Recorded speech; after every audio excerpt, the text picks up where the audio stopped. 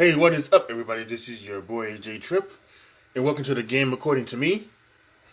We're talking about once again The Last Dance. Episode 3 and 4 happened last night, so we're gonna go over that. But really quickly, we did have the NFL draft, so let's just quickly talk about that. We had Joe Burrow go number 1 to Cincinnati. We had Chase Young go 2 to the Redskins. We had um, the cornerback from Ohio State go 3 to the Lions. The offensive lineman, the Giants second offensive lineman at 4, and then 5 and 6 is where we went up. We got the Dolphins took Tua Tagovailoa, and 6 the Chargers took Justin Herbert. So it was for all of the consternation over the weeks of there might be some Tua may drop or and something like that. Although there was reports that even up until like the Tuesday before the draft, Miami was still calling the Bengals to try to jump up to the number 1 pick. Because I guess I don't know if it was to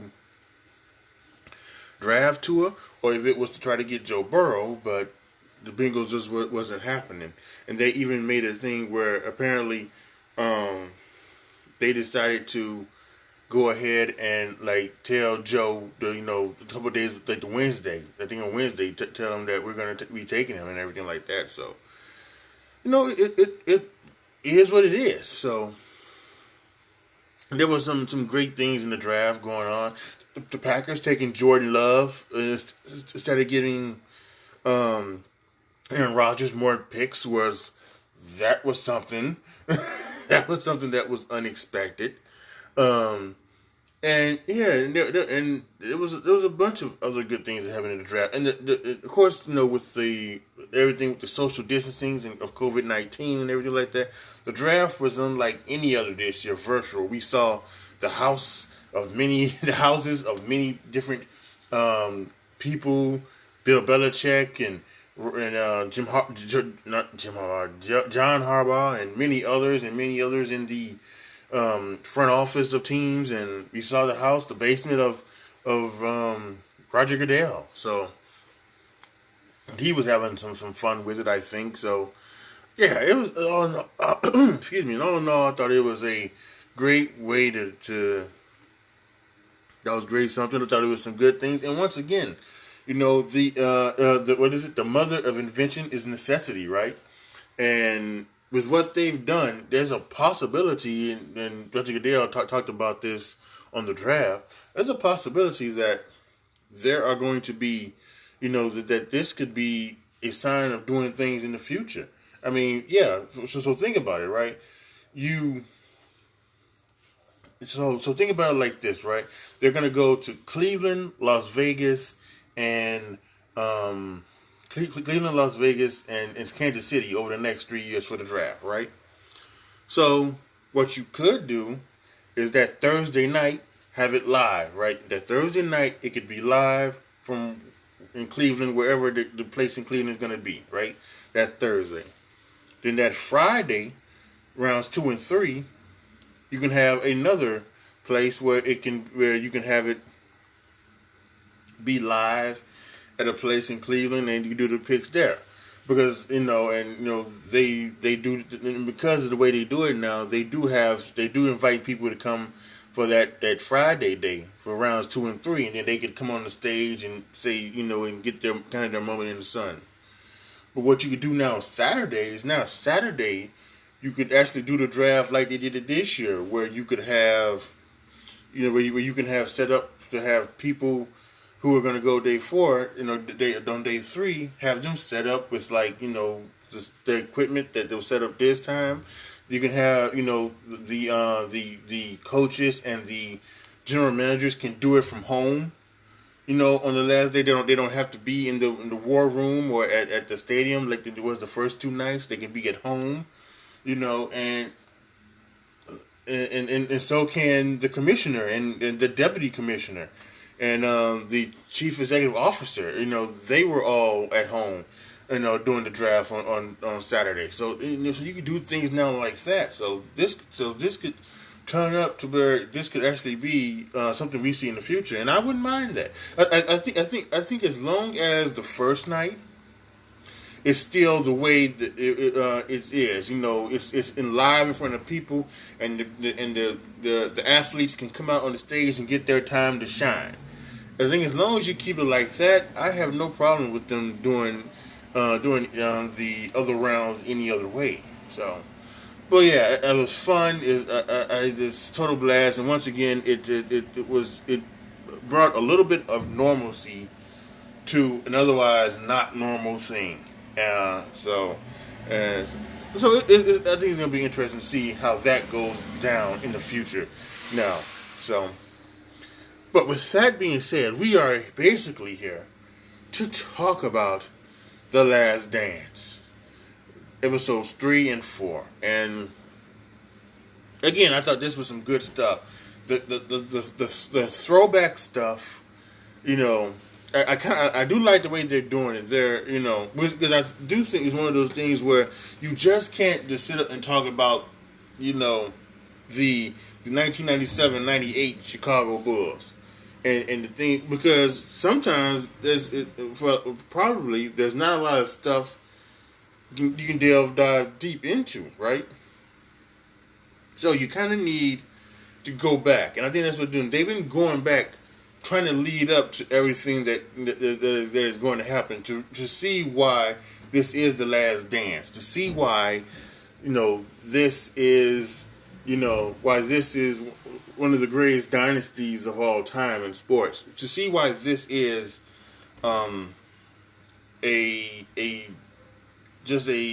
why Michael Jordan is the greatest basketball player to ever live, right? All of this, and they're doing all of this, and so I do love it. So there wasn't too much of the new age stuff. Most of this was about they did talk about Dennis Rodman, and they talked about how there was a game where he got two technicals and he got thrown out of the game, and he knew he had screwed up.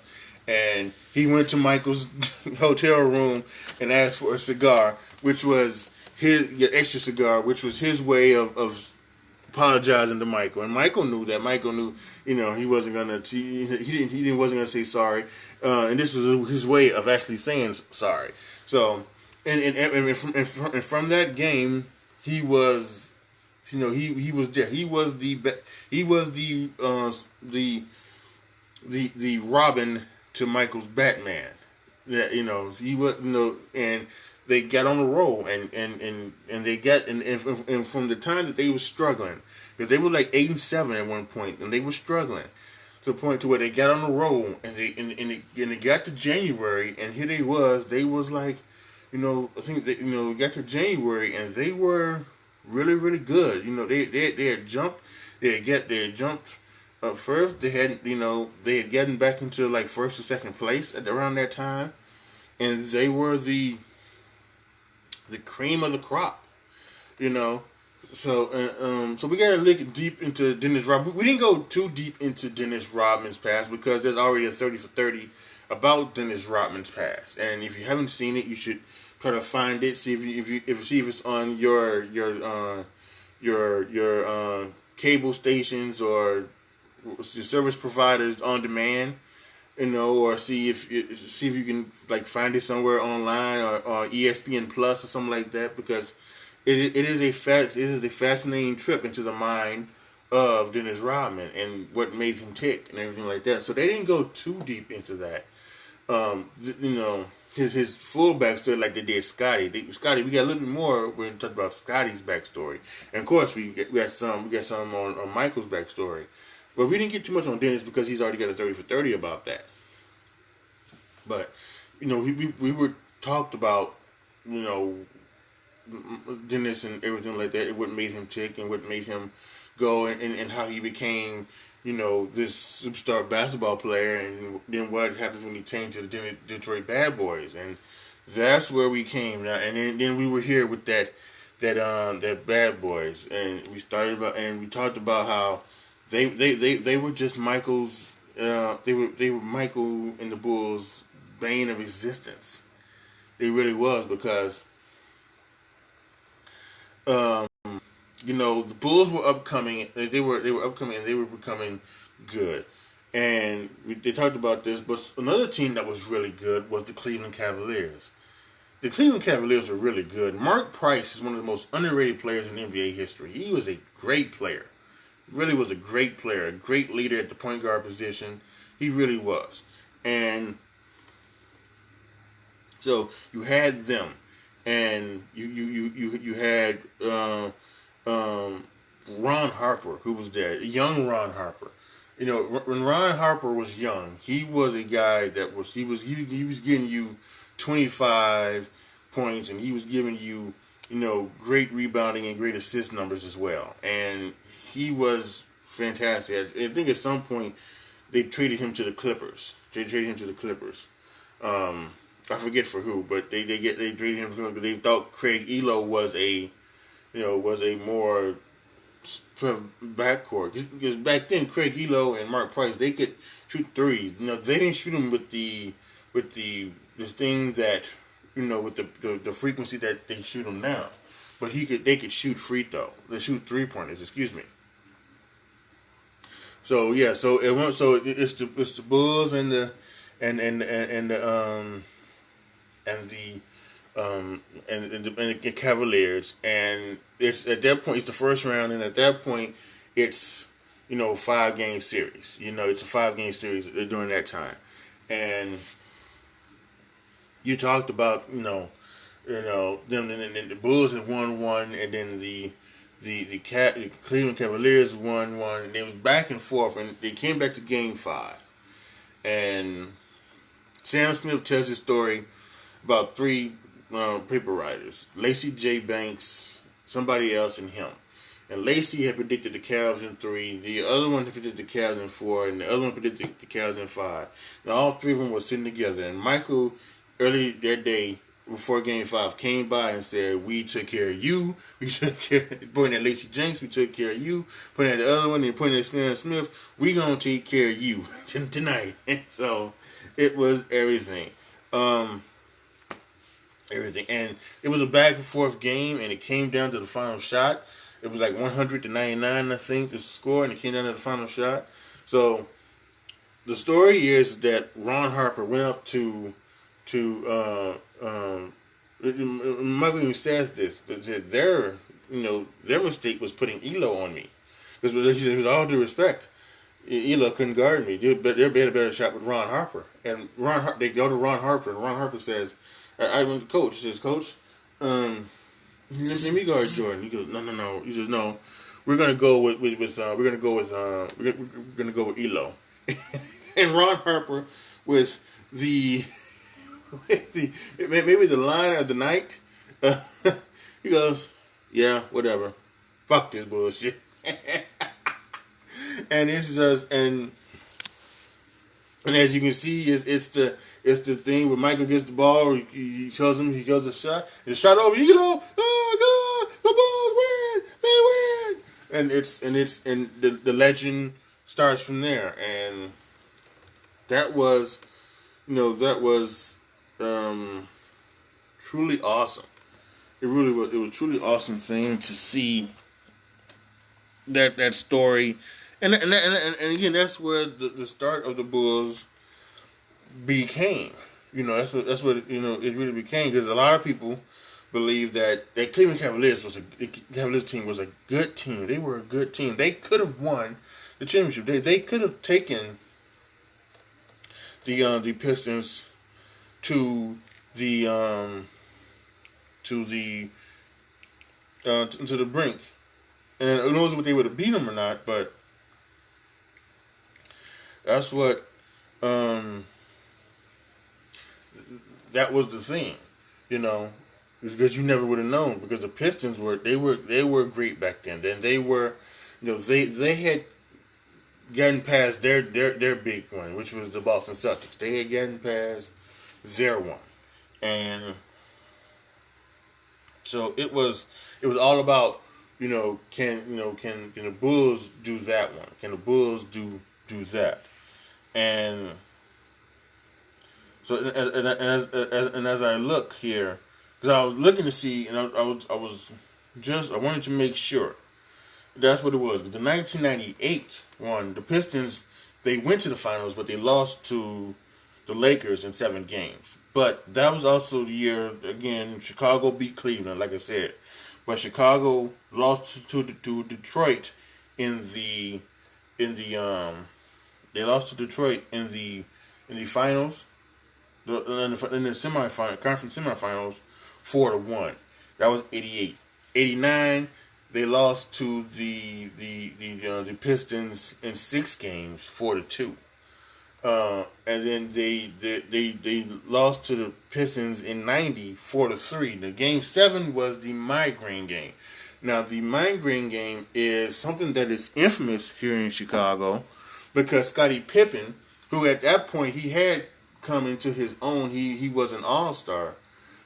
He had came into his own, but he had at that point, you know, a migraine, and he was having one of those things where he couldn't see, and he couldn't, and everything was, he was dizzy and everything. He just had an epic migraine, and you know how some things can be. Some people think that if you don't do something right, it's you're not manly or something. Why are you being why are you being this from a migraine? We have it here in Chicago, where in Chicago a couple years ago, 10 years ago, with Jay Cutler in the NFC Championship game, he sprained his MCL, and everybody and their mama at that point in time, everybody and their mama went on Twitter and started calling out Jay Cutler. And for weeks after, they talked about Jay Cutler. He wasn't tough. He didn't stay in the game. He tapped out. Yada yada yada. He did all of that. He talked about all of that. And believe me, I am not one to defend Jay Cutler very often because he doesn't deserve anything, professionally or personally. Trash human being, above average quarterback. I wouldn't say above average. I would just say average. Just average quarterback. But anyway, so I'm not one to defend it, but I do say this, that, at least in my opinion, I do have no problem with people, especially the people who played, like Derek Brooks, Maurice Jones-Drew, Deion Sanders, those guys. If they want to, have their opinions on Jay Cutler's toughness or anything like that, I have no problem with it. That's your opinion. You're allowed to have it. I would just say is that I think he was hurt. I don't think he tapped. I don't think he quit because things wasn't going his way. I do think that he got injured. He sprained his MCL, like they said. But that's just how things are, and that's how things have been with Scottie Pippen. Did he really have? People question: did he really have a migraine, or did he just not want to get beat up by the Pistons any longer? Or if he did have a migraine, was it really a migraine, or was it just a headache? So there's a lot of stuff going on about that Scottie and that migraine game. So, but they talked about that, and of course the Bulls lost in 7, and the Pistons went on. They went on to go to the finals again, and they won their 2nd consecutive NBA finals, NBA championship. And so then they talked about Michael. And after that finals, they talked about Michael. And they talked about, actually, you know what, let's go back to the Jordan rules. Because those 3 years, they would say something called the Jordan rules and what Jordan was. And they talked about it in the thing. They talked about that you don't let him jump. Because if he jumps, you ain't going to stop him. So you gotta knock his ass to the floor. You have to take him out. And they talked about that. There's also a guy, the assistant coach, he also talked about some other things, about making him go to his left. It was things about, maybe trapping him at the top of the key when he gets into the paint, double triple teaming him, whatever. So there was a lot of those rules as well. So Jordan rules had stopped Jordan 3 years in a row. So Michael said in the offseason, he was tired of getting his ass whooped. So he decided that he needed to bulk up. So in that offseason, and actually they said that this wasn't Jordan, it was everybody. It was like 2 or 3 days later, after getting beat by the Pistons, they were back in the weight room, and they were getting. And Michael put on 15 pounds of muscle that summer. He went from 200 to 215, and it's just incredible. But so he put on 10 pounds. So he wanted to do was a beating up. And they also talked about Tex Winter, where when Doug Collins was the coach, they brought in Phil Jackson as assistant coach, and they talked about Tex Winter, and Tex Winter kept trying to get Doug Collins to do the triangle, and Doug Collins didn't want to hear it. So Doug Collins set Tex Winter to the side. So in that '89 playoffs, when they lost 4-2, they actually unfortunately fired Doug Collins, and they brought in and they promoted Phil Jackson to coach, because Phil was listening to Tex Winter, and he was very interested in running the triangle. So then it finally got to that triangle finally worked in that final year, and in that 1990-91 season, everything clicked for the Bulls, and they got it, and they stuck it, and they pretty much went through the league like a hot knife through butter that year. And of course, it came down to the Pistons once again in the Eastern Conference Finals. But what happens? Once again, bam, 1 game, 2 game, 3 game, 4 game, 4-game sweep. 4-game sweep of the Detroit Pistons. And here comes the controversy, where the controversy has been that all last night and all through this morning, even on First Take, and first get up on First Take as well. Isaiah Thomas has been talking about it, because last night, they talked about it, and they explained why the Pistons walked off the court, and the explanation was that, at least Isaiah's was that, well, they walked off the court because that's what happened to them, the Celtics. The Celtics walked off the court. And they showed this. They've showed this many times. They did this in the Bad Boys 30 for 30. They showed it. The Celtics walks off the court. Kevin McHale was going to, but he got caught up. I talked to Isaiah, and him and Isaiah had something. I think him and Ben Beer shook hands. I think him and Vinnie Johnson shook hands too. So McHale was the only one that shook hands, but everybody else had walked off the court. And they walked off the court when Adrian Dantley was actually also taking a free throw. So that's how they was done with them. They didn't see anything wrong with that, with them. But they do take out the hypocrisy. They do talk about the hypocrisy of the Celtics not getting shit for them doing it, but they got shit for doing it for the Bulls, and they've been getting shit on for 20 years. 20 years they've been getting. No, is it 30? It's 30, right? So it was 90. That was 91, and then that would have been 01, 11.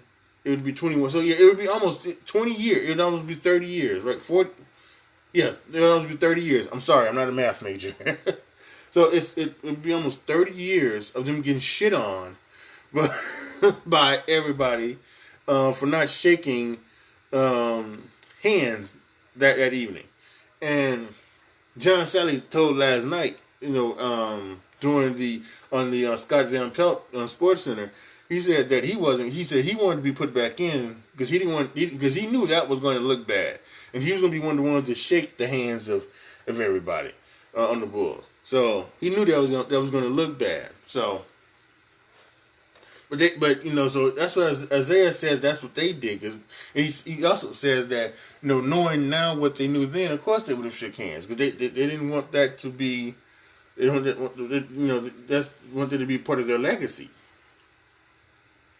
And Michael does. He's not having anything. He you can tell he still has animosity, and a lot of it for those Pistons, and he may even have a lot of animosity for Michael Jordan, for Isaiah Thomas. And I think we're going to get into it next week because they're going to talk about the Dream Team, and they talked about it. The Dream Team, it wasn't a 30 for 30. They've done things on this all over. But it was something on NBA TV where they talked about, they celebrated I believe they celebrated the um the 25-year anniversary of the Dream Team. I think they celebrated the 25-year anniversary of the Dream Team. So the 30th is obviously coming up as well. So I think they celebrated the 25-year anniversary of the Dream Team, and they talked about it. They talked about how it was, and they talked about how Michael wasn't going to be on the team if Isaiah was on the team, and neither was Scotty. I think Michael and Scotty. And it might have been one other person. It might have been Barkley, or it might have been Bird, or something like that. I'm not sure, but somebody else was not going to be on the Dream Team if Isaiah was on it. And so Isaiah didn't make it. He didn't make the Dream Team. And I think one of that is because of the animosity that Michael had and Scotty had towards Isaiah for those times when, during these playoff series in the late 80s, early 90s. So it was it was some great stuff to go back and look and talk about, and it is fantastic. And they leave off. They left off the episode with Scotty coming back, and Scotty helping the Bulls get to I think it was a 34-11. I think it was a 34-11 All-Star break record. They 34 in the record. They get to the All-Star break, but here comes, God damn it, here comes what's his face, Jerry Krause, once again bringing up the thing about Michael, and bringing up all of this drama again with the Bulls. So we left it off there, and then we're going to pick it up, and then they gave us a peek. We're talking about the Dream Team. We got this peek on the Sports Center with Scott Van Pelt, where they talked about, going back again to the early 90s Bulls. I think it's that second championship season, and I guess there are some quotes in the paper from an unnamed Bulls player, and Michael seems to think that it's Horace. But Horace is going to categorically deny it. So it's going to be some more great drama for us to talk about next week. So that's going to be great. Let me go back over real quick. See if there's anything I haven't gone over it, right? Oh, we talked about the Pistons going. A lot of quotable stuff from last night. We talked about the Pistons walking off the court, not shaking hands with the Bulls. Horace Grant calls them straight up bitches for doing that.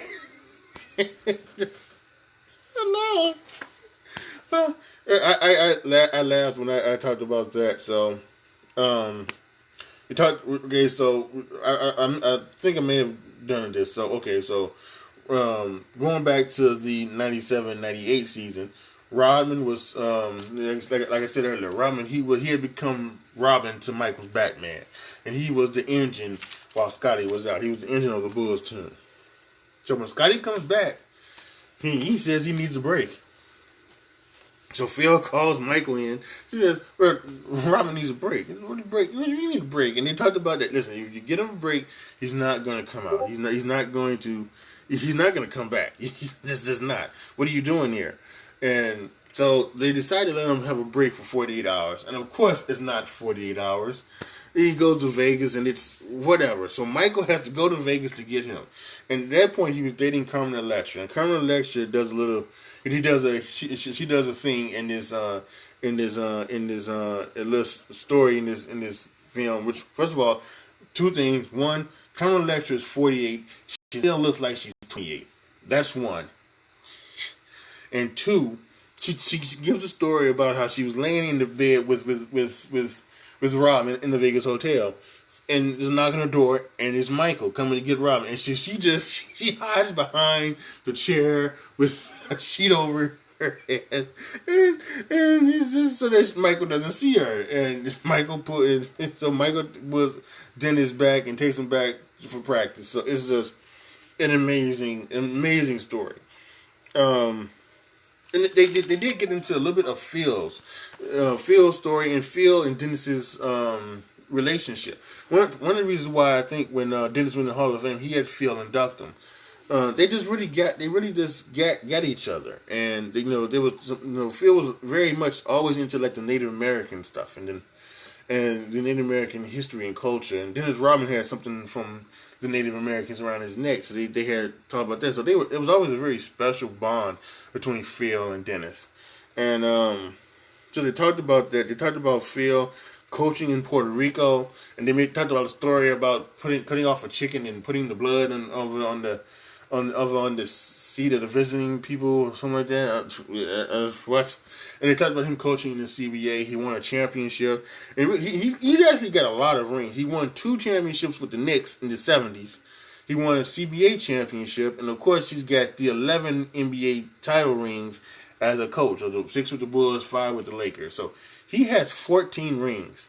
14 championship rings in his entire basketball career. That's something amazing. That is a that's a great champion. That's a very good champion. I think the only person who has more rings than that is probably somebody who played on those those Yankees in there. Those Yankees won what, like 13, 14? They won like 15, 16 times or something like that. So it's amazing. So let me go back really quick. So Michael Jordan gets Dennis Rodman from Vegas. They take him. He's in practice. So and they do a drill called the Indian dance, where someone's the Indian and you have to do like that. And apparently, I guess they didn't like it, something like that. So Michael told everybody, "Listen, we're just gonna jog. We're not gonna go in their jog." Except Dennis. He started running fast, and they couldn't catch up to Dennis because you had to pass him. You had to pass Dennis like 4 times so that you can stop doing the drill. But that's how Dennis was. He would. And they talked about this a long time. He would be out all night drinking, all night partying, and you come back and he grabbed 20 rebounds. In the next game, it didn't matter to him. He was just somehow able to do that. And by the way, going back to Dennis again. They did a thing where they talked about how, and he was saying these things about how he would grab rebounds and how he could see like if the ball was being shot over here, he could get over here, and the ball was shot there, and he can get this way. And he was figuring out all of the ways to grab the rebound from where the balls were shot. And it was just fascinating to watch. The guy, a beautiful mind for basketball does Dennis Rodman have. A beautiful mind. It is incredible. And so they also show Michael Jordan at the end. Michael Jordan was ribbing Scott Burrell, and Scott was like, "Come on, Mike, people gonna see this. Nobody's gonna see." And Michael just gave Scott Burrell. It looks like Michael Jordan gave Scott Burrell all types of shit that 97-98 season. Just wouldn't leave him alone.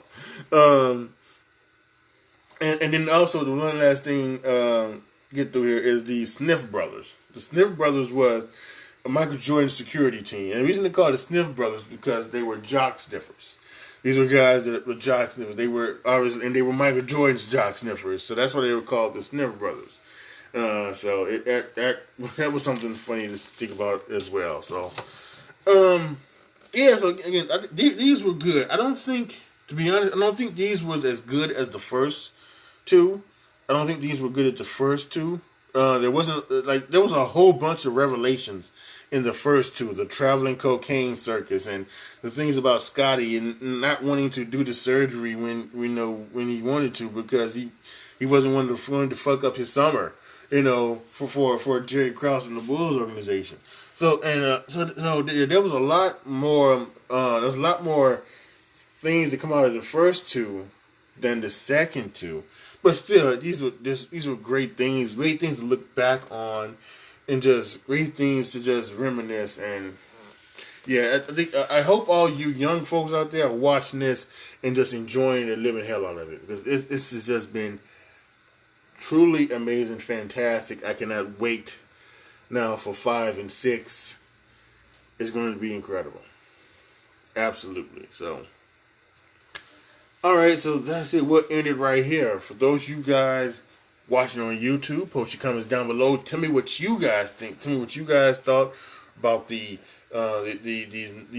episodes 3 and 4 of The Last Dance. Let me know what everything you gotta know down in the comment section. Just give me your thoughts and opinions. And make sure you go to patreon.com/AJTrip to become a Patreon. Once I get to a certain amount of Patreons, I'm going to open up the floodgates and let you guys have a choice of what you would like to see on my YouTube channel, what you would like to hear on my podcast, and what you would like to see me play on my Twitch channel. So make sure you go there to patreon.com/AJTrip and to become a Patreon. As for you guys here on Anchor FM and all of the other podcast places where you are listening, please make sure that you do what you need to do to continue listening. You can go to anchor.fm/Andre Tribble Show, and you can go there and you can be a subscriber there. You can subscribe. There's 3 tiers: 99¢, $4.99, and $9.99. So please, whatever you do, I appreciate anything, whether it's Patreon, any support on Anchor.fm. Any support, I appreciate. I'm not one of those that says, you have to do this, you have to do this. No, you don't. But I appreciate it. Let you know that I appreciate it. I really do. So, thank you guys so much for watching. Thank you guys so much for listening. This is your boy, AJ Tripp, signing off. As always, be good to each other, y'all. Be careful out there. And I am out.